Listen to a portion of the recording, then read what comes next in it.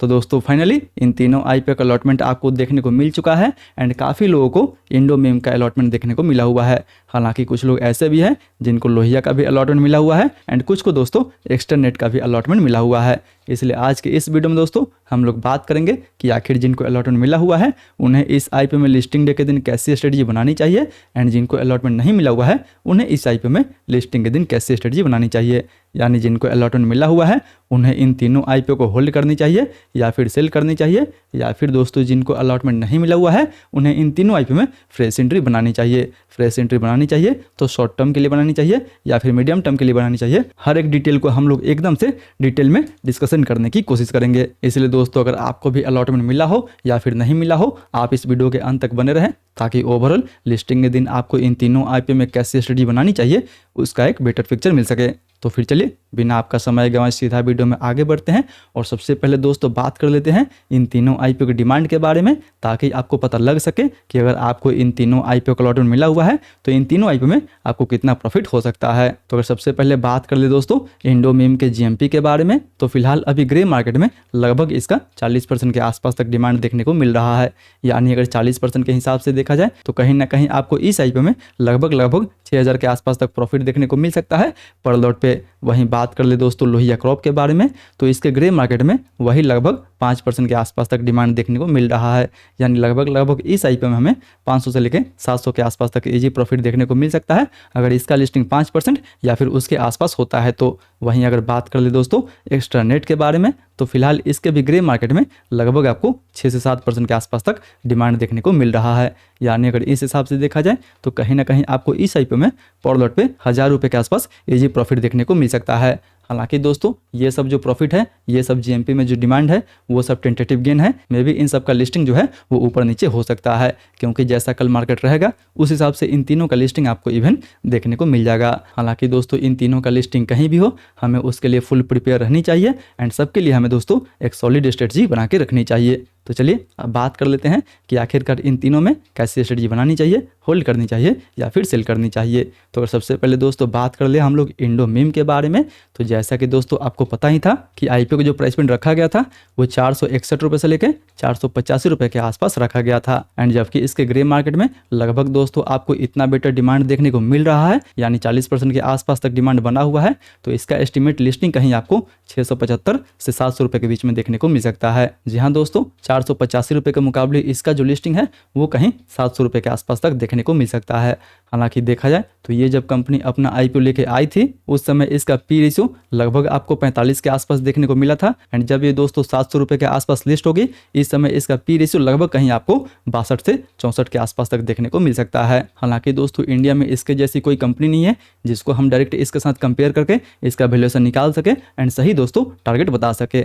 But फिर भी अगर हम लोग ग्लोबल पीर यानी जिज्ञान सुज्ञान जो एक चाइनीज कंपनी है उसके साथ कंपेयर करें तो फिलहाल इसका जो पी रेशियो है वो लगभग दोस्तों आपको 148 के आसपास देखने को मिलेगा, जो कि इवन 64 के पी रेशियो से भी काफ़ी ऊपर है। एंड वैसे भी दोस्तों ये जो कंपनी है वो एक ग्लोबल मार्केट लीडर है, जिसका ग्लोबल एमआईएम मार्केट में लगभग आपको 6.8% के आसपास तक मार्केट शेयर देखने को मिल जाएगा। वहीं दोस्तों कंपनी का साइज भी काफ़ी बड़ा था, रिस्पॉन्स भी इसको चारों तरफ से काफ़ी बेटर मिला हुआ था। वो या तो QIB हो गया, रिटेल हो गया या फिर दोस्तों HNI हो गया, हर कोटा में काफ़ी बम्पर रिस्पॉन्स मिला हुआ था। अगर एंकर लिस्ट के बारे में बात करें तो दोस्तों एंकर लिस्ट भी इसका काफ़ी शानदार निकल के आया हुआ था। एंड इसीलिए फिलहाल इस आईपीओ के सारे डिमांड को देखते हुए अगर हम लोग इसके टारगेट के लिए 148 भी नहीं यानी 148 भी नहीं, अगर हम लोग दोस्तों इसका हाफ भी लेते हैं तो इसका हाफ पी रेशियो इवन आपको 74-75 के आसपास देखने को मिल जाएगा। जी हाँ, अगर हाफ पी रेशियो उसका लेते हैं तो 74-75 के आसपास इसका पी रेशियो निकल के आ सकता है। एंड अगर दोस्तों 74 या फिर 75 के पी रेशियो पे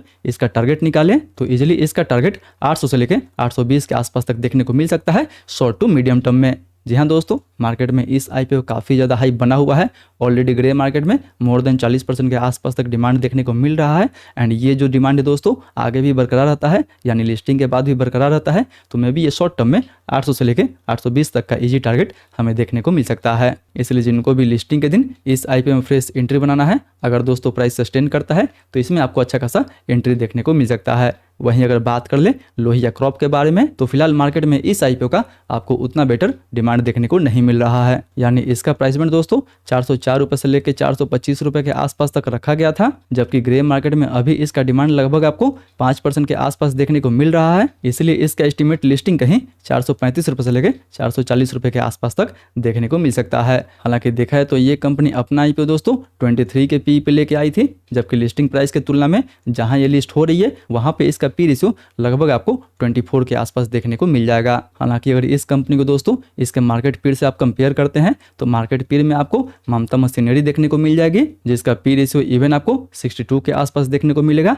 एंड इवन दोस्तों ज्योति सीएनसी का भी कंपनी देखने को मिल जाएगा, जिसका पी रेशियो इवन आपको 54 के आसपास देखने को मिलेगा। एंड दोस्तों 62 या फिर 54 के तुलना में देखा जाए तो ये जो 24 का पी रेशियो है वो दोस्तों काफी कम देखने को मिलेगा। एंड वैसे भी दोस्तों भले ही फिलहाल अभी इस आईपीओ का मार्केट में कोई डिमांड ना हो, बट फिर भी देखा जाए तो केवाईबी कोटा इस आईपीओ का 75% के आसपास था। एंड केवाईबी कोटा में दोस्तों ठीक ठाक सब्सक्रिप्शन देखने को मिल गया था। वहीं बात कर ले तो कंपनी का एंकर बुक भी काफी ठीक ठाक निकल के आया हुआ था। एंड वही नहीं, फिलहाल ये कंपनी दोस्तों जो काम करती है उसमें इंडिया में लगभग इस कंपनी का 40% के आसपास मार्केट शेयर है। एंड ग्लोबल यानी वर्ल्ड में देखा जाए तो पूरे वर्ल्ड में इस कंपनी का लगभग आपको 15% के आसपास मार्केट शेयर देखने को मिल जाएगा, जो कि दोस्तों काफ़ी बड़ी बात है इस कंपनी के लिए। इसलिए फिलहाल इन सारी डिमांड को जोड़कर अगर देखा जाए दोस्तों तो इसमें भी हमें ठीक ठाक शॉर्ट टू मीडियम टर्म में अच्छा खासा टारगेट देखने को मिल सकता है।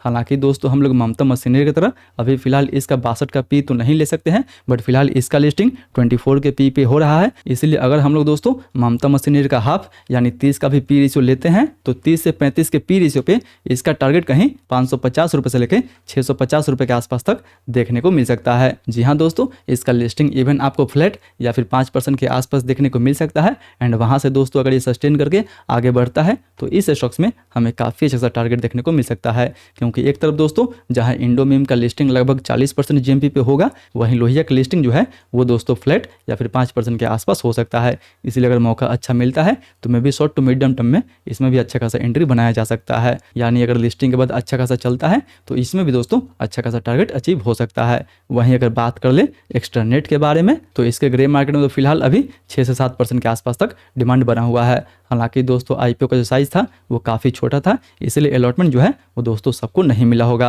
बट जिनको दोस्तों अलॉटमेंट मिला है उनको लगभग 6 से 7% के आसपास तक तो इजीली प्रॉफिट इसमें मिल जानी चाहिए। यानी इस आईपीओ का प्राइस बैंड जो था वो 120 रुपये से लेकर 127 रुपये के आसपास तक रखा गया था, जबकि उसके तुलना में इसका लिस्टिंग कहीं 130 रुपये से लेकर 135 रुपये के आसपास तक देखने को मिल सकता है। यानी ये कंपनी दोस्तों अपना आईपीओ वही लगभग 16 के पी पे लेके आई थी, जबकि देखा जाए तो 135 पे जहां ये लिस्ट होगा उस समय इसका पी रेशियो लगभग आपको 17 के आसपास देखने को मिल जाएगा।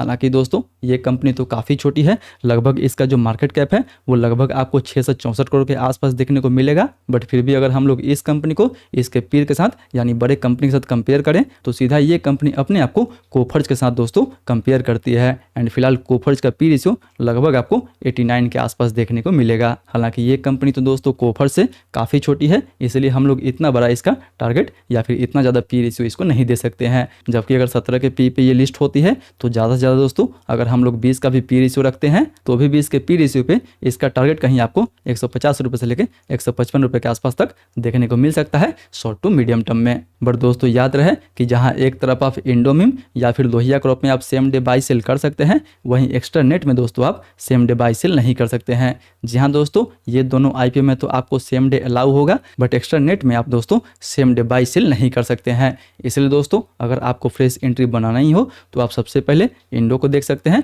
या फिर उसके बाद दोस्तों आप लोहिया क्रॉप को देख सकते हैं। बट अगर बात कर ले कि उनका क्या, जिनको भी दोस्तों अलॉटमेंट मिला हुआ है, तो दोस्तों अगर आपको इंडोमिम का अलॉटमेंट मिला हुआ है तो आपको तो सबसे पहले इस आईपीओ में अच्छा खासा 40% के आसपास तक लिस्टिंग गेंस देखने को मिल रहा है। एंड इसीलिए दोस्तों अगर आप इस आईपीओ में केवल और केवल लिस्टिंग गेंस के लिए अप्लाई किए थे तो आपको तो इस आईपीओ में बिल्कुल दोस्तों लिस्टिंग गेंस बुक करनी चाहिए। हालांकि देखा जाए तो आगे भी काफ़ी ज़्यादा चांस है इस आईपीओ में आगे चलने का।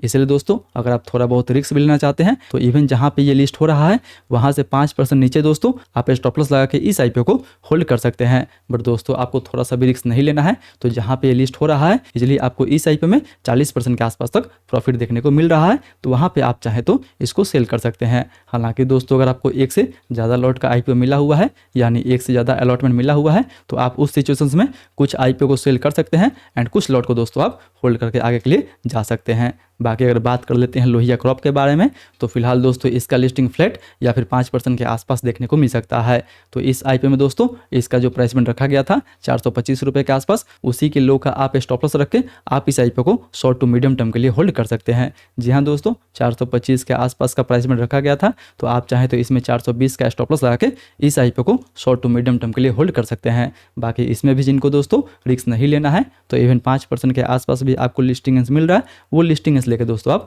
निकल सकते हैं। क्योंकि मार्केट में काफ़ी ज़्यादा लोग ऐसे होते हैं जो केवल और केवल दोस्तों लिस्टिंग गेंस के लिए अप्लाई करते हैं, एंड आप भी उनमें से एक हैं। तो जिसमें भी आपको अच्छा खासा लिस्टिंग गेंस मिल रहा है, चुपचाप दोस्तों आप लिस्टिंग गेंस लेके निकल सकते हैं। क्योंकि फिलहाल अभी का दोस्तों आप मार्केट देख ही रहे, मार्केट में कुछ भी सही नहीं हो रहा है। मार्केट में हर स्टॉक्स में आपको काफ़ी तेज़ी से गिरावट देखने को मिल रहा है। इसलिए इतना खराब मार्केट में भी अच्छा खासा आपको अगर लिस्टिंग गेंस मिल रहा है, तो पूरा नहीं तो इवन आपको दोस्तों हाफ भी लिस्टिंग गेंस बुक करनी चाहिए। इसलिए इंडो में अगर अच्छा खासा लिस्टिंग गेंस मिल रहा है, तो इवन आपको दोस्तों एटलीस्ट हाफ भी लिस्टिंग बुक करनी चाहिए। बट याद रहे दोस्तों कि कोई भी डिसीजन आपको जल्दीबाजी में नहीं लेनी है। सबसे पहले प्री आईपीओ सेशन में इन तीनों आईपीओ का डिमांड एंड सप्लाई को अच्छे से देखना है, इसके लिस्टिंग प्राइस एंड इवन दोस्तों वॉल्यूम को अच्छे से एनालिसिस करना है, एंड उसके बाद ही आपको इस आईपीओ में कोई भी डिसीजन लेना है। एंड हाँ दोस्तों, अगर आप भी हमारे साथ मिलकर इस आईपीओ के प्राइस एंड इवन वॉल्यूम को अच्छे से एनालिसिस करना चाहते हैं, तो उसके लिए आप हमारे टेलीग्राम से जुड़ सकते हैं, जहां पे हम लोग हर आईपीओ की लिस्टिंग पे लाइव आते हैं दोस्तों यूट्यूब पे,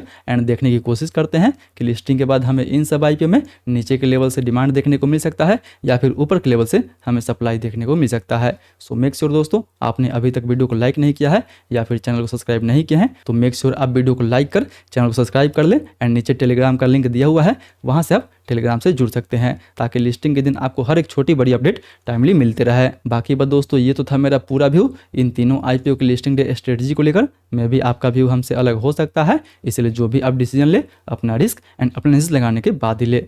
आई होप दोस्तों वीडियो आपको पसंद आया होगा। वीडियो अच्छा लगे तो अपने दोस्तों के साथ भी जरूर शेयर करें। बाकी बात दोस्तों, मुझे नीचे कमेंट करके ये बताएं कि आपने कौन से आईपीओ में अप्लाई किया था एंड कौन से आईपीओ का आपको अलॉटमेंट मिला हुआ है और कितना लॉट दोस्तों आपको अलॉटमेंट मिला हुआ है। फिर मिलते हैं अगले वीडियो में। तब तक दोस्तों मनीपाल आईपीओ ओपन हो चुका है, स्टिल आपने मनीपाल आईपीओ का फुल रिव्यू नहीं देखे हैं, तो ऊपर वाले इस वीडियो को टैप करके आप इवन मनीपाल आईपीओ का भी फुल रिव्यू देख सकते हैं, एंड इधर वाले वीडियो पर टैप करके आप एमवी इलेक्ट्रो सिस्टम्स का भी फुल रिव्यू देख सकते हैं, जिसका ग्रे मार्केट में इवन दोस्तों अभी काफ़ी ज़बरदस्त डिमांड चल रहा है।